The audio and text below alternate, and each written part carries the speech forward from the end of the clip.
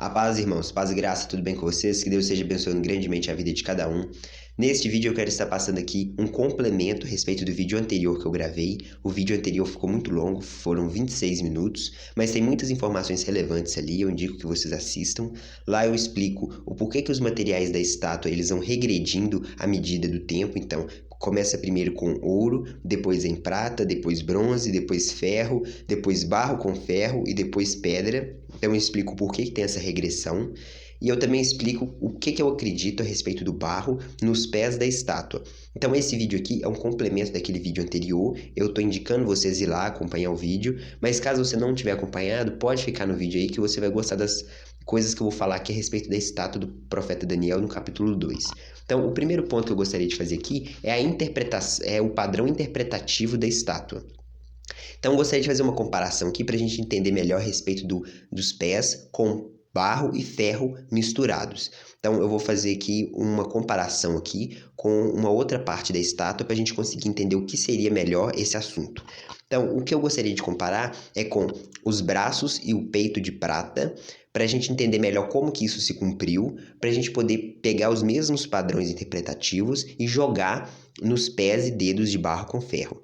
Então, no peito e braço de prata, mostrou o braço direito e o braço esquerdo. Eles eram de prata, então mesmo material, porém se divide em duas partes, o braço esquerdo e o direito. De maneira semelhante, quando a gente olhar também para os pés, a gente deveria olhar para um pé direito e um pé esquerdo, dando a entender que é um império com uma parte direito e uma parte esquerda desse império, que ela é dividida.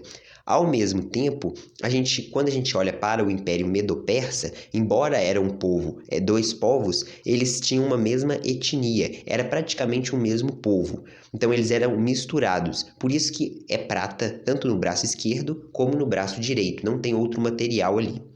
Quando a gente chega nos pés, como é barro com ferro, dá a entender que são duas culturas, dois povos diferentes, misturados tanto na parte direita do império, porque no pé direito tem barro com ferro e no pé esquerdo também tem barro com ferro. Então dá a entender que esses dois povos, essas duas culturas, elas estão misturadas tanto na parte direita desse império como na parte esquerda desse império. Então esse é o padrão interpretativo para a gente comparar os pés e os dedos, para a gente entender melhor como que vai ser esse reino, porque eu sigo essa interpretação futurista, que isso ainda vai acontecer, do que a gente simplesmente tentar inventar coisas da nossa cabeça sem comparar com o próprio texto. Outra parte interessante é a gente comparar os pés e os dedos da estátua com as pernas. As pernas é de ferro e representa o Império Romano. O Império Romano ele se dividiu na parte esquerda e na parte direita, ou seja, tinha o Império Otomano, a Constantinopla como capital, então Roma Oriental, que depois se tornou o Império Otomano, e tem a parte ocidental, que é Roma mesmo, com os países ali da Europa, na maioria, né? Então, tem essa divisão, por isso que são duas pernas, o império se divide em duas partes.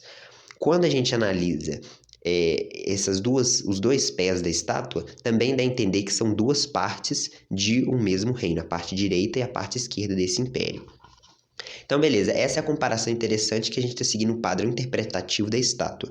Agora eu vou falar uma coisa aqui que eu não concordo. É uma coisa chamada olhar para a estátua, ver barro misturado com ferro ali nos pés e falar que isso está se cumprindo hoje com o homem se misturando com a máquina, já que tudo hoje a gente usa máquinas, então é o carro, é uma máquina de lavar roupa, é o telefone, então tudo isso são máquinas. Então essas pessoas olham para a estátua e falam assim, o barro e o ferro misturado é o homem se misturando com a máquina. Eu não concordo com esse tipo de interpretação, porque isso foge do padrão interpretativo da própria estátua, senão daria a entender que todo mundo no Império Romano teria que ser robô, dá a entender que a cabeça de ouro, que Daniel fala, né, tu és a cabeça de ouro, então dá a entender que Nabucodonosor seria um homem de ouro. Então se a gente fosse aplicar dessa forma, que não é verdade. Então, barro com ferro ali são dois povos que não se misturam, porque eles tentam se misturar mediante casamento e eles não conseguem, porque são culturas completamente diferentes uma da outra, e isso significa que, mesmo eles não se misturando, ainda assim eles estão no mesmo reino, uma parte frágil e uma parte forte.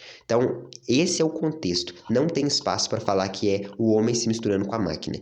E isso nem de forma secundária. Ah, mas de uma forma muito por entre as entrelinhas, significa de forma nenhuma. Eu não acredito nisso, porque eu acho que a pessoa está fugindo do padrão de interpretar a estátua de Daniel capítulo 2.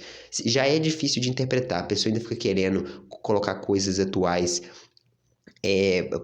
fugindo do padrão interpretativo da estátua para tentar encaixar coisas na estátua. Então eu não concordo com isso.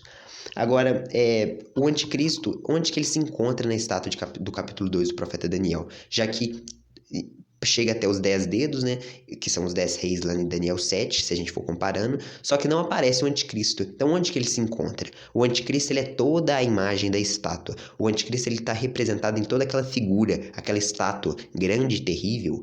Tudo aquilo ali representa o anticristo. Então, o anticristo, ele já está representado ali em toda a estátua. Agora uma pergunta, o anticristo ele vai vir do barro ou o anticristo vai vir do ferro? Porque o capítulo 7 do profeta Daniel, ele mostra os 10 chifres, mas não mostra aquela divisão de barro e ferro, não mostra essas coisas. Então, o anticristo ele vai vir do barro ou do ferro? Se você entender que o barro representa o islamismo e o ferro representa o ocidente, principalmente com essa cultura de Roma, então você iria entender que é uma mistura do ocidente com o oriente. E, ao mesmo tempo, como a gente sabe que o anticristo é islâmico, o anticristo viria do barro. Só que você só consegue se fazer esses questionamentos se primeiro você entender o que é o barro e o ferro na estátua. Agora eu quero compartilhar aqui também uma pesquisa que eu fiz no ChatGPT, que é o que as principais interpretações entendem a respeito de Daniel capítulo 2. Tem a primeira interpretação, que é a interpretação histórica. Então, eles entendem que o Império Romano, ele se misturou ali com os bárbaros, que eram povos vizinhos ali, de todos aqueles que não eram romanos, eles eram considerados bárbaros. E houve uma mistura. Então, eles entendem que isso se cumpriu naquele tempo. É uma interpretação histórica, uma interpretação do passado.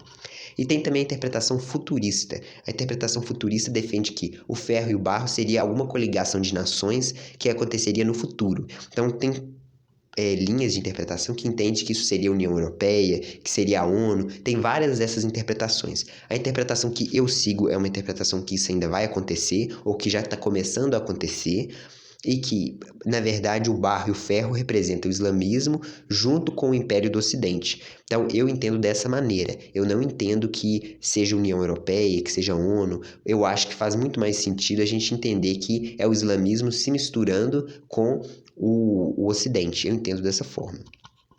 Agora, então, esse foi o vídeo, alguns complementos a respeito do vídeo anterior e, ao mesmo tempo, incentivando você a ir lá assistir o vídeo anterior e você também ter assistido esse vídeo para você ter essas informações e conseguir fazer essa soma para você entender melhor as profecias, beleza?